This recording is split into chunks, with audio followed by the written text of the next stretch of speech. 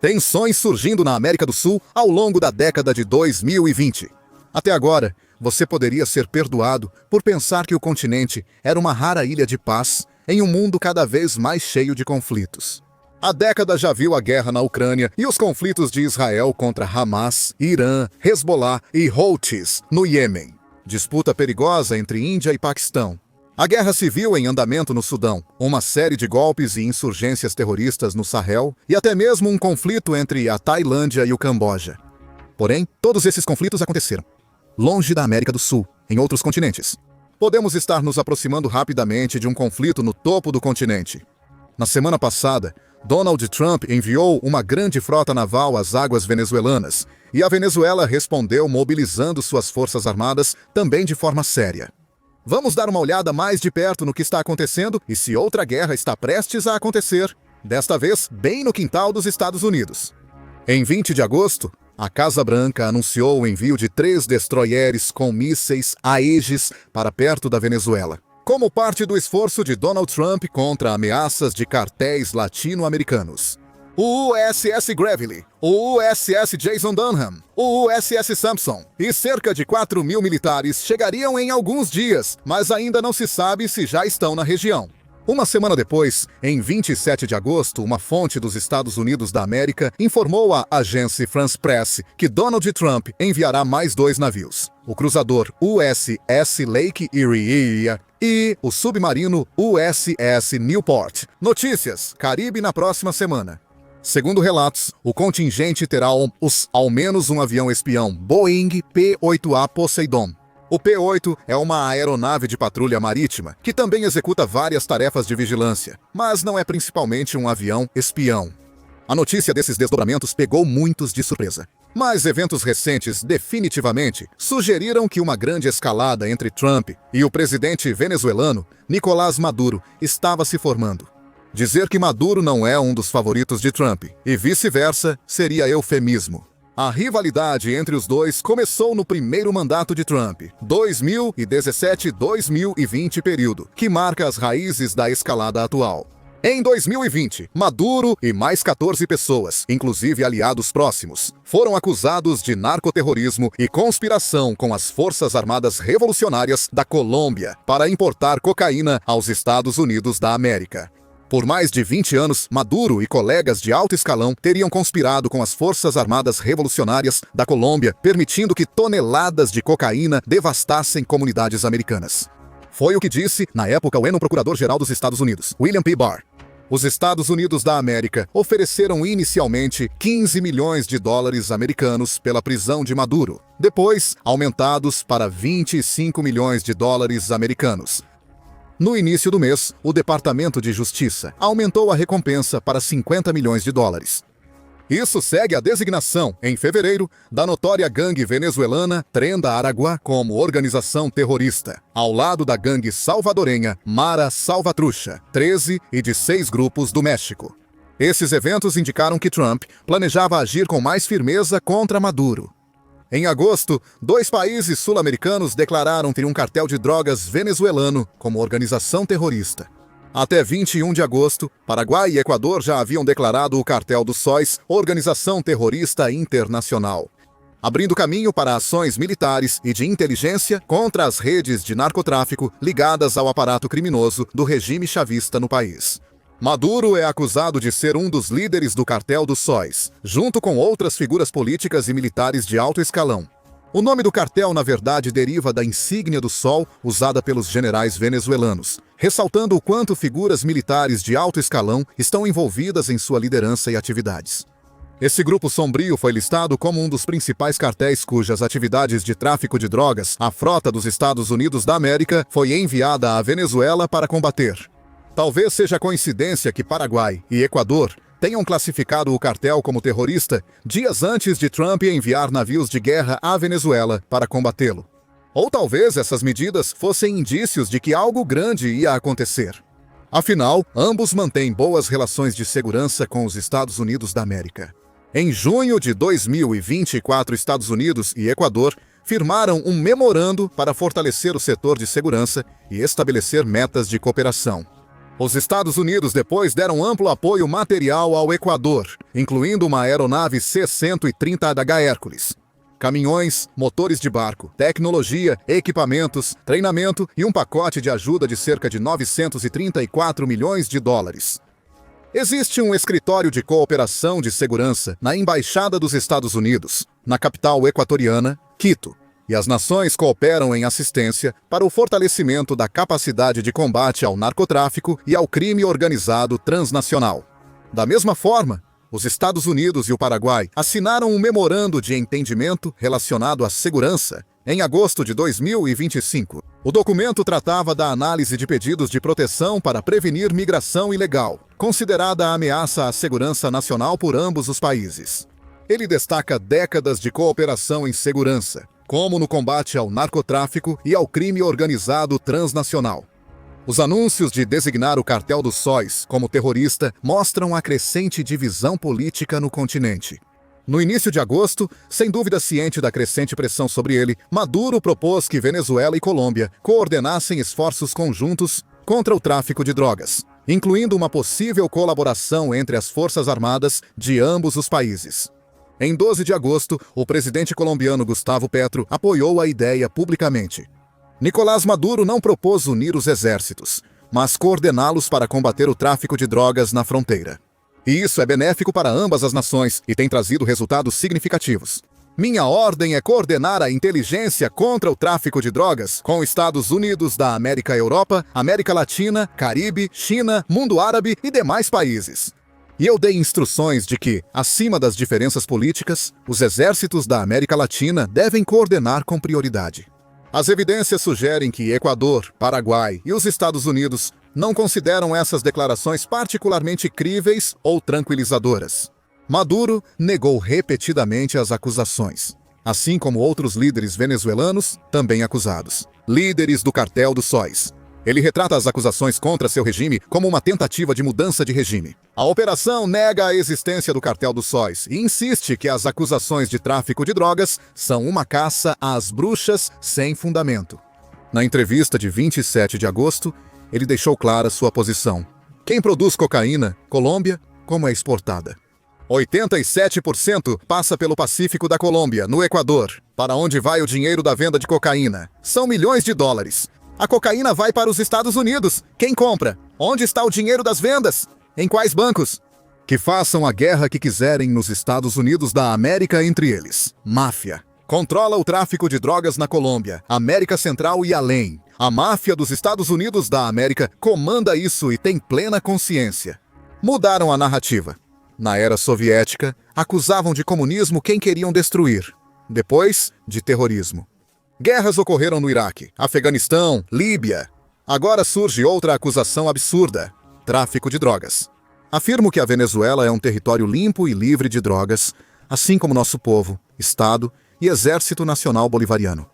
Ele pode estar certo sobre reprimir o lado dos Estados Unidos da América na operação de drogas.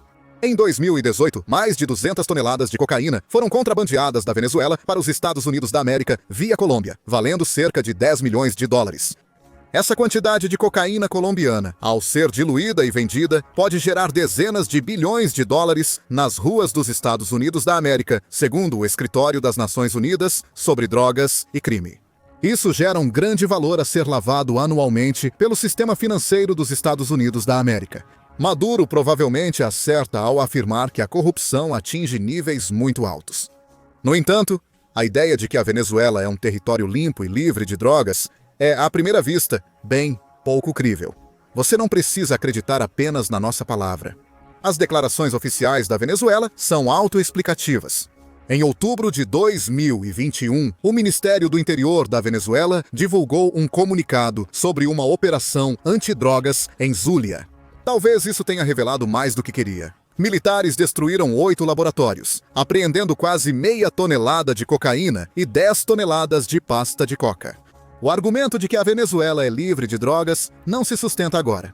A declaração informou que 32 hectares de plantações de coca foram erradicados, destruindo mais de 30 mil plantas.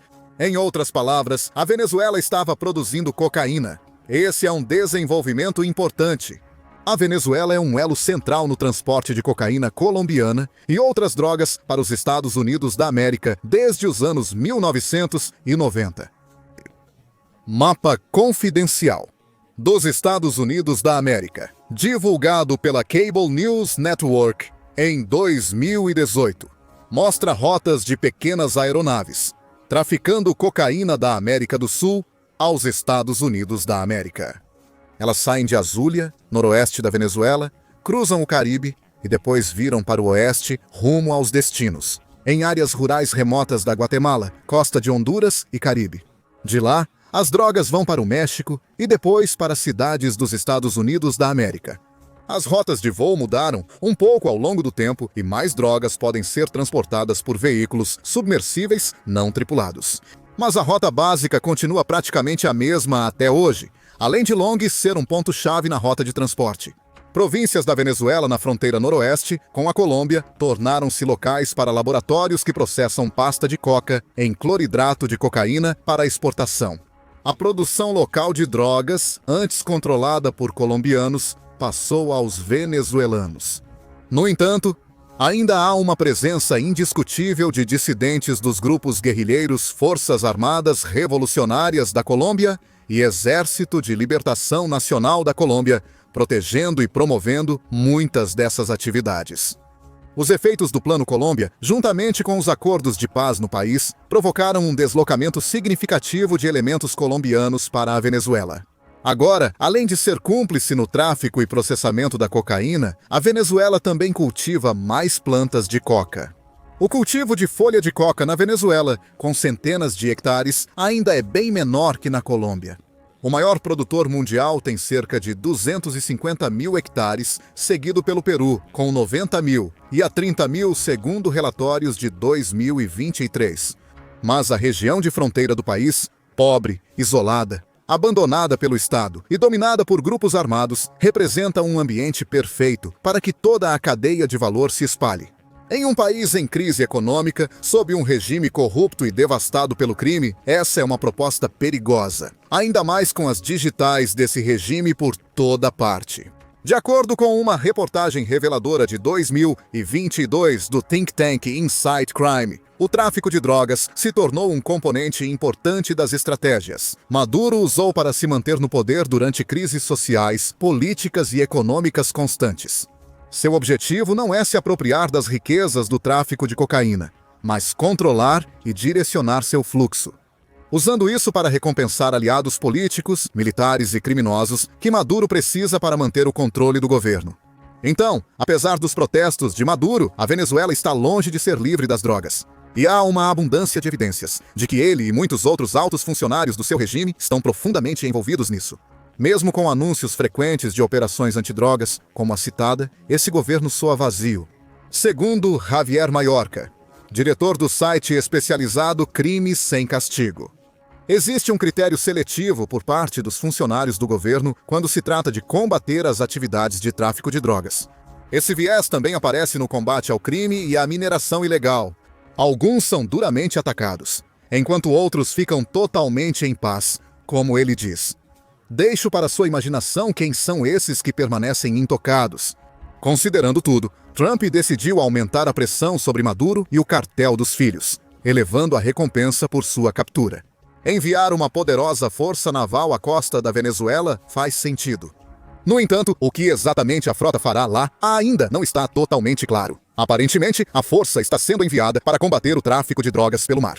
O repórter do Pentágono da Columbia Broadcasting System News, Charlie D'Agata, afirmou que 2 dos 3 contra-torpedeiros enviados à Venezuela já ajudavam a guarda costeira em operações antinarcóticos há meses. Observadores sugerem que isso é só demonstração de força, e analistas minimizam riscos de os Estados Unidos da América invadirem ou atacarem a Venezuela. O analista do International Crisis Group, Phil Gunson, disse à Agence France Presse que isso parece uma tentativa de criar ansiedade no governo e pressionar Maduro a negociar. De todo modo, diante das ações de Trump, Maduro decidiu revidar da mesma forma, ao menos aparentemente. Em 19 de agosto, um dia antes da Casa Branca, ordenaram o envio dos 3 destroyers à Venezuela. Com a elevação da recompensa por sua captura, Maduro declarou o envio de 45 milhões de milicianos pelo país, assegurando que nenhum império invadirá a Venezuela. Milhares de funcionários públicos, donas de casa e aposentados formaram filas em Caracas no fim de semana para se juntar à milícia venezuelana.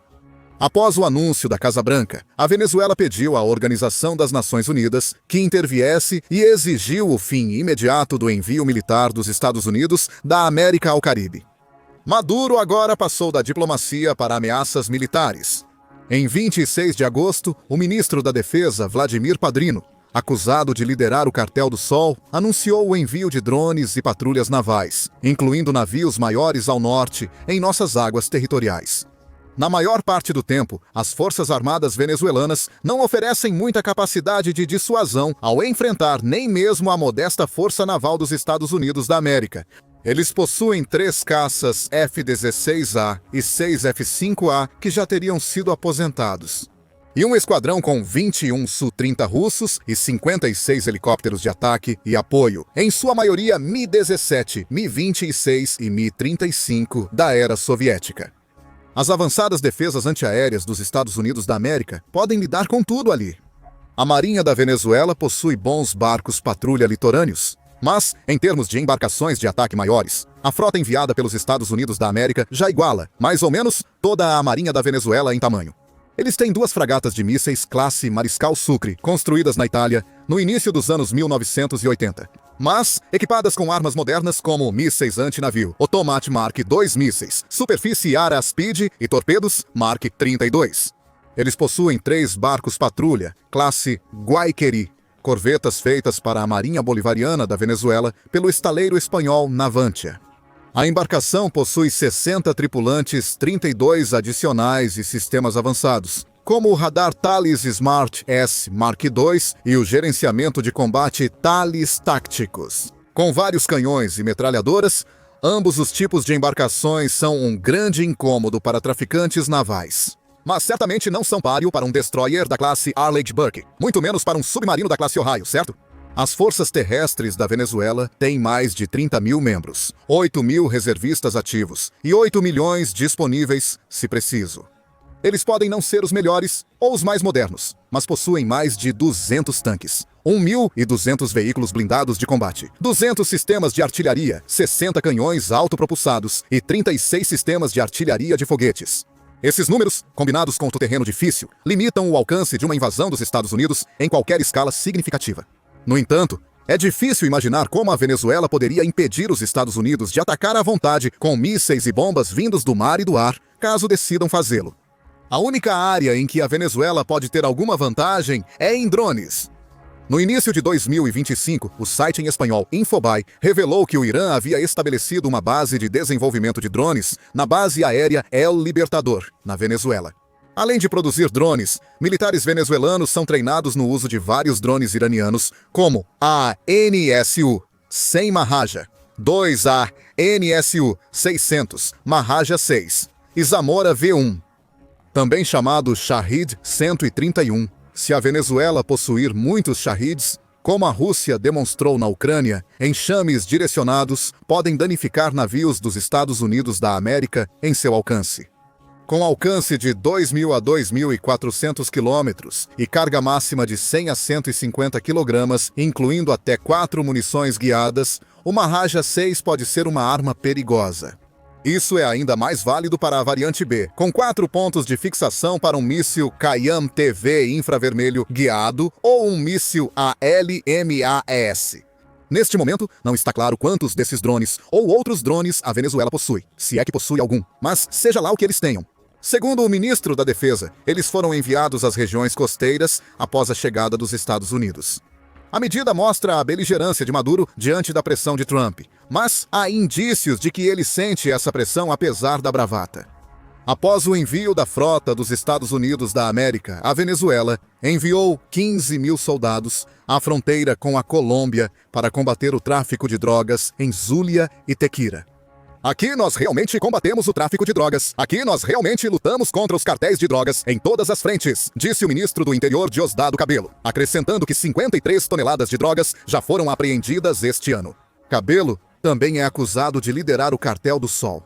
O ministro da Defesa Padrino anunciou que uma operação no nordeste da Venezuela desmantelou estaleiros, onde criminosos planejavam fabricar semi-submersíveis e barcos para levar drogas por mar à Europa e América do Norte. Esses movimentos indicam apaziguamento. Eles dizem que lidamos com drogas. Não precisam enviar navios de guerra para nos ameaçar.